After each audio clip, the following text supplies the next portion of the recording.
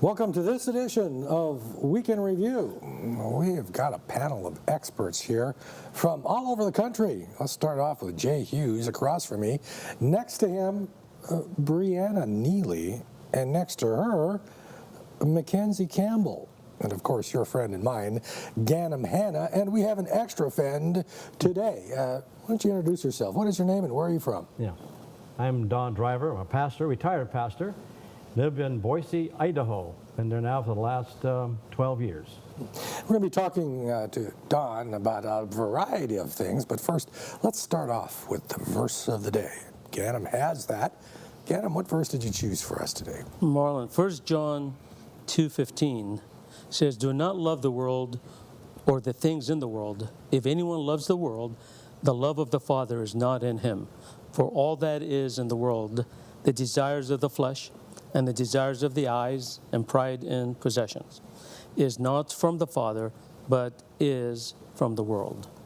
Well, you know, we have the expert here. We have a pastor, and I'm going to ask you, what does that mean to you? Yeah. You give me plenty of time, we can have a full rendition here.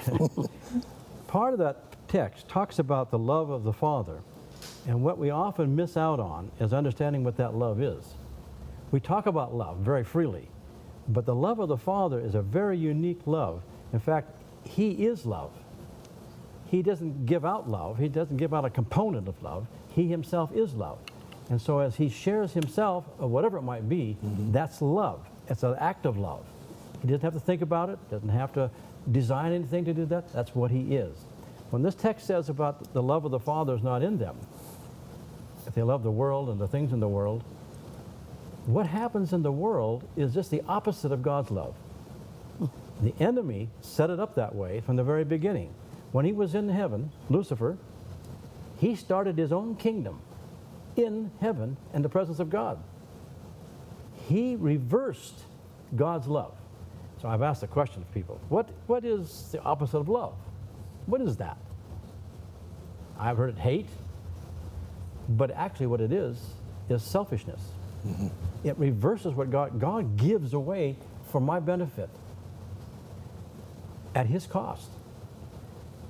Lucifer said, I base my kingdom on love too, but it's self-love. He didn't say that, but that's what it is.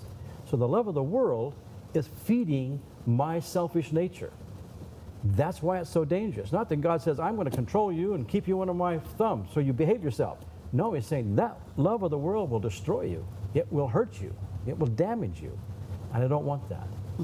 So let the Father create His love in you so that you can respond to what He wants for you.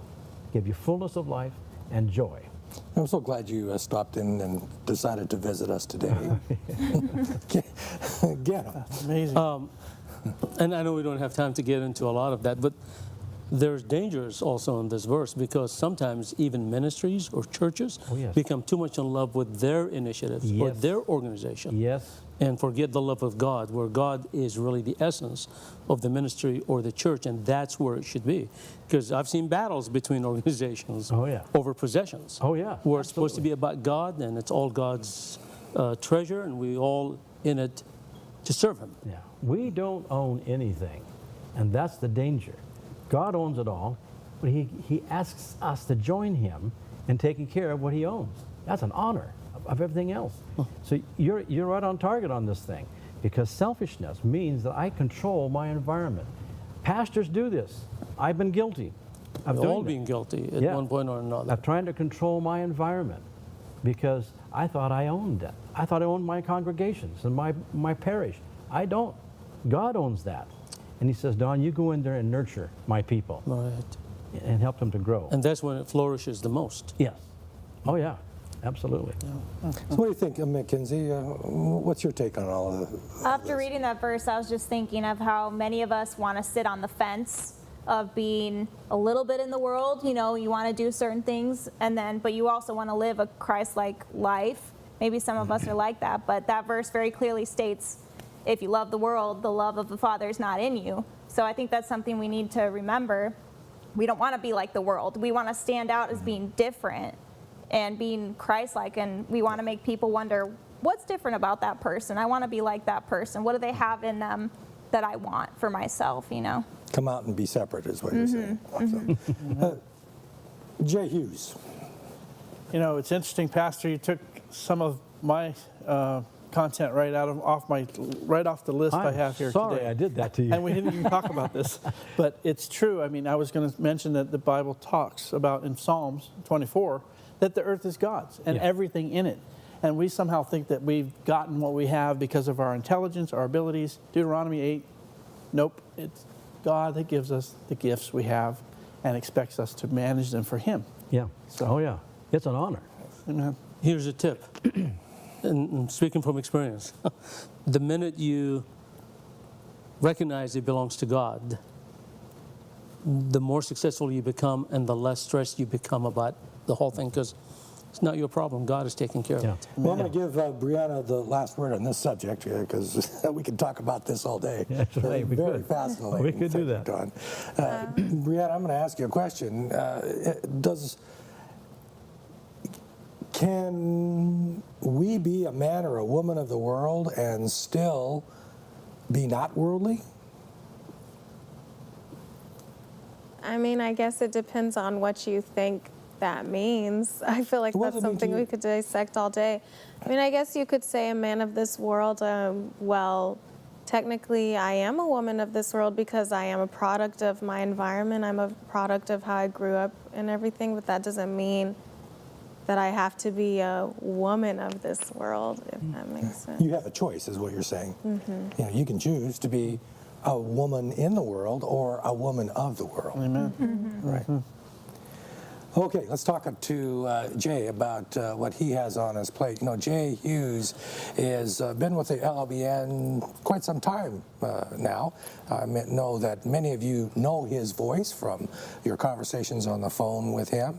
He is here to talk about ways that you can support this ministry of LLBN. And, you know, this coming close to the end of the first quarter, and so this is something that we need to pay attention to. Jay? Yes, today I want to talk about income-producing gifts, and it seems like, you know, a dichotomy there when you say income-producing gifts. When you give something away, how do you get something back, and you know, from that? But there are two exciting things I want to talk about: the gift annuity, the charitable gift annuity today, and it allows you to have a charitable deduction up front with the funds you place into it. It also allows you to receive an income for life that's a much better interest return than you could get in some other types of documents like CDs or savings. And in the long run, it blesses the ministry. So it really is an income-producing gift that you can depend on, a life stream of income for life. And so I encourage you, anyone that wants to learn more about that, to connect with me and learn how you can turn some of those non-yielding savings accounts or CDs into something that returns for your family. For more information, they can call you? Call me directly, please, on the numbers on the screen, and I'll be happy to help. Yeah. Adam, any questions? No, he covered it very well. Well, Brianna has a report on some exciting programming that's happening here at the Loma Linda Broadcasting Network. Brianna, tell us what you have. Yes, I wanted to talk about two programs that we have coming. One in April, which is Lineage Journey. I actually talked about this program last week. It's an exciting program that will be talking about the links between the past, present, and future and helping us understand that journey of Christianity. And then the other program is Wandering Day, which is coming the day before Easter, March 31st, and it's playing at 2:30 p.m. And that will be a program that you'll actually have to check out. I didn't want to give the details because I wanted to make it exciting, but the little teaser that I have is it's a show about the forgotten history of calendar reform. So you'll have to tune in to see what that's about. Let's talk to Mackenzie about some more programming and fun things that are happening here at the Loma Linda Broadcasting Network. Mackenzie. Yep, our very own Dr. Larry Garrity of Excavating the Bible, along with Dr. Larry Herr. Both of them are archaeologists, but they're hosting a Holy Lands tour July 2 through 15. And this is a chance for anyone to join them and go on a trip to Israel and Jordan and see many famous biblical sites. Some of those are Jerusalem, Bethlehem, Masada, the Dead Sea, Nazareth, Capernaum, Mount Nebo, and Qumran, which is a place where the Dead Sea Scrolls were found, and many more places. There's a whole list of all the places along with very detailed accounts of where you're going to be going every single day on their website, which is berrienhistory.org. You can also call them at the number on the screen for more information if you're interested. And if you want to know the price, that's also listed on the website, but just keep in mind that the price that's listed includes your airfare out of Chicago, transportation, lodging, breakfast, dinner, most lunches, admission fees, taxes, and a little bit more. So that price covers a lot. Plus you get to go on this amazing tour with archaeologists who know the Bible and who know these places and the different things that were found at these places very well, and they're experts. Ganem, you went on a trip with Dr. Garrity to the Holy Land? Words cannot describe what we've learned from him. I encourage everyone, this is not an LLBN trip, but I tell you, my wife and I, we more likely will probably go on that trip, and I recommend for anyone to travel with Dr. Garrity, because he is just a world of wealth of knowledge. Dr. Garrity was the chairman of the board of the LLBN for many years. In fact, he's emeritus chairman, is that correct?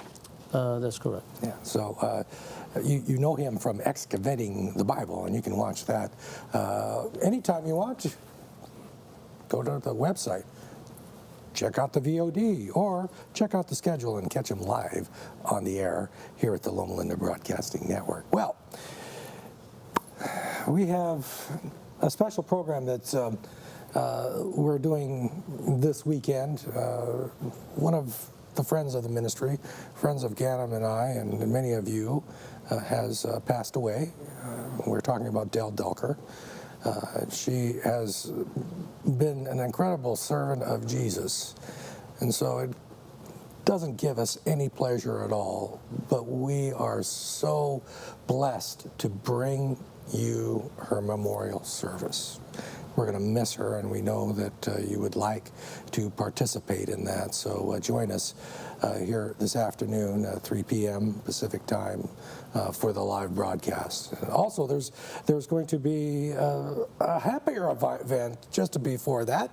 The University Church is going to do some special groundbreaking ceremonies live on LLBN following the second service, so you don't want to miss that. Ganem, we just have a few minutes left. Anything else that you want to add? Hey, listen, God is good, God is great. So glad that he claims us as his children, because that's the greatest promise, proclaim any human being can ever collect. Yeah. Well, I promised you a viewer letter, so Brianna is going to give you the last word with this message. Brianna? This was just an anonymous card from one of our donors, and it says, "Warm thoughts can make the sun a little brighter, the sky a little bluer, the world a little nicer." And the donor said, "We enjoy many of the programs on LLBN. We especially enjoy Gathering Place." Anonymous donor. I really like that concept. Yeah. Don't forget, you might be entertaining anonymous angels through your day. Thanks for joining us for this edition of Week in Review. See you next time.